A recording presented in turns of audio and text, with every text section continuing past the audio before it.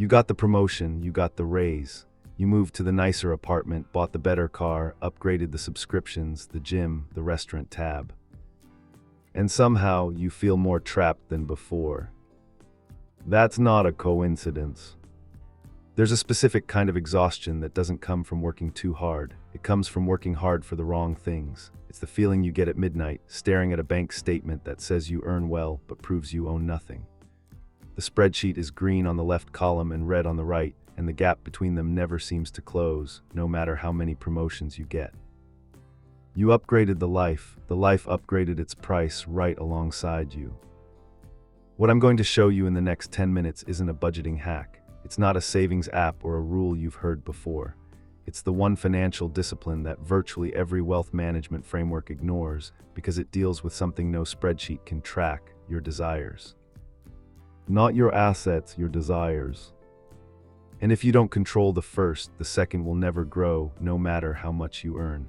Every month you let this slide, you're spending something that cannot be refunded, the hours you had to sell to get it. Here's the mechanic nobody draws on the whiteboard. When you receive a raise, your brain doesn't register financial progress. It registers a permission slip, permission to upgrade, permission to deserve more. The neurological sequence is nearly automatic. The ancient limbic part of your brain, the part wired for survival and reward, detects surplus and immediately begins generating desire for the next level of comfort. This isn't weakness, this isn't poor discipline. This is your brain doing exactly what 2 million years of evolution trained it to do. The problem is that your brain evolved in a world where resources were scarce. Today it wakes up inside a $700 billion marketing machine engineered specifically to exploit that impulse. Every algorithm, every placement, every limited time offer was designed by people who studied your neurological architecture more carefully than you ever will, and built a system that leads directly into your limbic system, bypassing the rational mind entirely. They're not selling you products, they're selling your brain the feeling of having closed a loop. And the loop never closes. Psychologists call this the hedonic treadmill. You accelerate, the treadmill accelerates. The feeling of freedom never arrives because the finish line was never real, but here's what changes everything. Old sailing ships carried something called ballast, dead weight, usually iron or stone, secured inside the lowest point of the hull. To an outside observer, it looked like wasted space. Why carry all that weight you never use? Because without it, the ship capsizes in the first real storm. The ballast didn't make the ship faster, it made the ship survivable. Your financial life operates by exactly the same physics.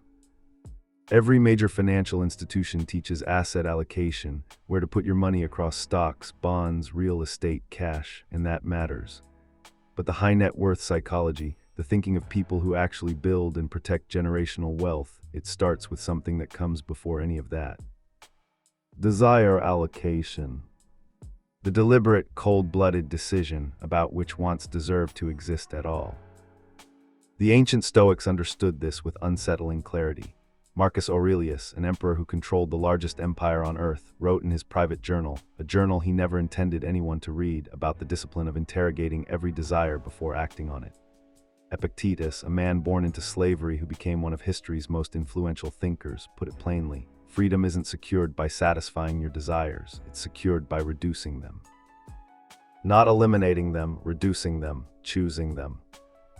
What they practiced was a mental exercise that translates almost directly into modern behavioral finance. Before acquiring anything, before upgrading anything, they asked one question that most financial discipline frameworks never teach. Not, can I afford this? But what does owning this require me to keep earning forever? That question does something to the brain that no budget tracker can replicate. It forces the rational, forward-looking mind to override the permission slip. It introduces a time horizon that modern consumer behavior is engineered to remove from your decision-making. It converts a desire into a liability analysis. A $60,000 car isn't just a purchase. It's a monthly commitment that requires a specific income level to remain sustainable. If that income disappears through a layoff, a medical crisis, a restructuring, the car doesn't disappear with it. The payment does not care about your circumstances. Run that same calculation across your upgraded apartment, your premium subscriptions, your dining habits, your wardrobe. Every upgrade you accepted added a new floor to the minimum income you now require just to feel normal. You didn't expand your lifestyle, you raised your financial floor and quietly lowered your freedom. Here's the number almost nobody knows about themselves. Fewer than half of Americans can cover an unexpected $1,000 expense without borrowing. We're not talking about people at the poverty line. We're talking about people with good salaries, good jobs, good credit, who spent so much on the life they were supposed to have that they have nothing left for the life that actually happens. Meanwhile, the person driving a 7-year-old car and living in a modest apartment with 12 months of expenses sitting in a liquid account is doing something that looks like sacrifice from the outside. From the inside, it feels like a superpower. Because 12 months of savings isn't just financial security, it's the power to say no to a job that's destroying you without worrying about next month's rent. It's the power to wait for the right opportunity instead of taking the first available one out of desperation. It's negotiating leverage, career leverage, life leverage. That's what capital preservation actually buys, and it has nothing to do with investment returns. Here's the inversion that changes the frame completely. Every time you walk away from an unnecessary purchase, you are not saving money. You are buying back hours of your life that you would otherwise have to sell in the future to pay for something you don't even remember wanting. Think about it in raw terms. If you earn $40 an hour and you're considering a $400 impulse buy, that purchase costs you 10 hours of your existence on this planet. 10 hours of your one irreplaceable life converted into something that in 6 months will be background noise in your apartment. But it goes deeper than the price tag. To sustain the lifestyle those purchases built, you need the job that generates the income. And as the lifestyle expands, leaving that job becomes harder. Negotiating at that job becomes harder. Saying no at that job becomes harder. The lifestyle isn't a reward, it's the cage you built yourself, one upgrade at a time. This is where consumer behavior science becomes genuinely unsettling. Marketing isn't designed to make you want something once. It's designed to make you believe that what you already have is now insufficient. The moment you upgrade, the new baseline is established, and the dissatisfaction mechanism begins recalibrating. This isn't accidental. This is the entire architecture of modern consumer culture, manufactured scarcity of satisfaction.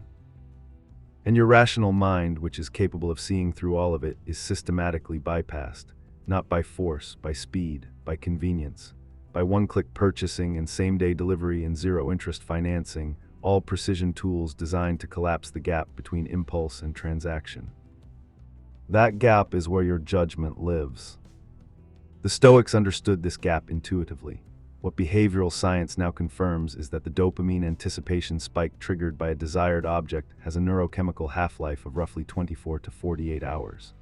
After 72 hours, the prefrontal cortex can evaluate the desire without competing against a flood of anticipatory neurochemistry.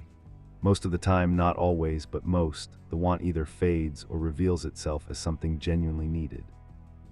The 72-hour rule isn't a test of your willpower. It's a transfer of authority from your limbic system back to your judgment. And here's where it connects to the ballast. The ballast in the hull doesn't make the ship heavier. It repositions the weight so the ship's center of gravity is where it needs to be.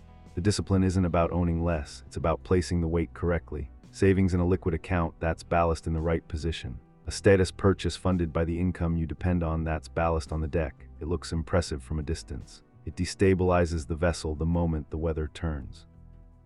The people who understand this, the people who practice desire allocation before asset allocation, they're not living poorly. They're living deliberately. They know the difference between what they chose and what was chosen for them by a system whose entire purpose is to keep them consuming, keep them dependent, keep them needing the income to pay for the life they were told they deserved. Here's what the math of financial independence actually looks like when you remove the noise. 1 year of essential expenses saved gives you optionality that no portfolio at your income level can replicate. 2 years gives you sovereignty. 3 years turns you into someone your employer cannot control through fear.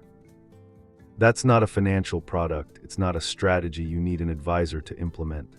It's a discipline, the ignored discipline, that starts not in your investment account, but in a 3-day pause before the next thing an algorithm decided you needed. Seneca wrote 2,000 years ago, with no knowledge of dopamine or behavioral economics, that the person who least needs tomorrow will meet tomorrow most joyfully. That's not poetry. That's the psychological architecture of genuine financial freedom. The ship doesn't need to be light, it needs the right weight in the right place. Place your ballast where it belongs. Guard that gap between what you earn and what you require. And one morning, not soon, but sooner than you might expect, you'll look at an income source that no longer controls you.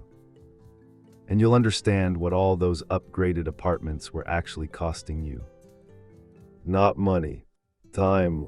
And unlike money, time has no compound interest. If this reframed how you think about financial discipline and lifestyle inflation, make sure you're subscribed, because the next video goes deeper into capital preservation strategies that wealth management courses never teach.